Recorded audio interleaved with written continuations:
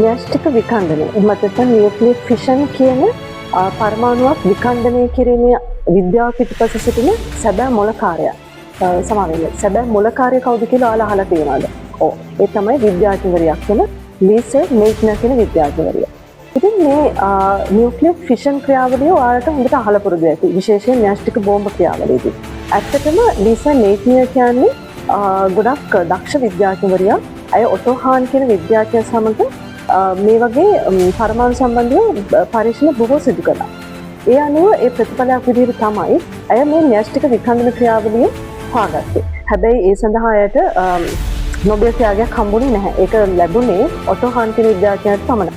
ඒකට හේතුව තමයි එකක් ඇය යුද ජාතික කාන්තාවක්. ඒ වගේම ඒ කාලේ විශේෂයෙන් කාන්තාවන්ට විද්‍යාවේදී ගොඩක් කෙනෙහිනිකම් සිද්ධ වුණා. ඒ කියන්නේ විද්‍යාව හදාරන්න දුන්නේ නැහැ. විද්‍යාව හදාරපු කාන්තාවන්ට ගොඩාක් ප්‍රශ්න ආවා.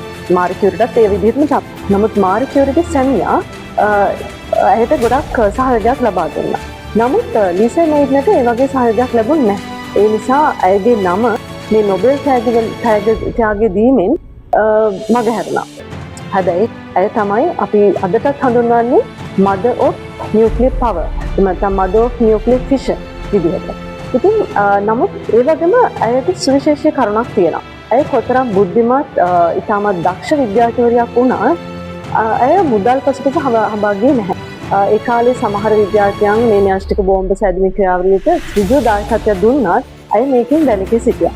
ඒ නිසාම තමයි ඇයව හඳුන්වන්නේ the physicist never lost her humanity කියලා. ඒ කියන්නේ මනුෂ්‍යත්වය කිසිදා අමතක නොකර භෞතික විද්‍යාඥවරිය කියලා. ඉතින් ඇය ඉතාමත් හොඳ කාන්තාවක් කියලා අපිට පේනවා. ඒ වගේම ඉතාමත් දක්ෂ කාන්තාවක්.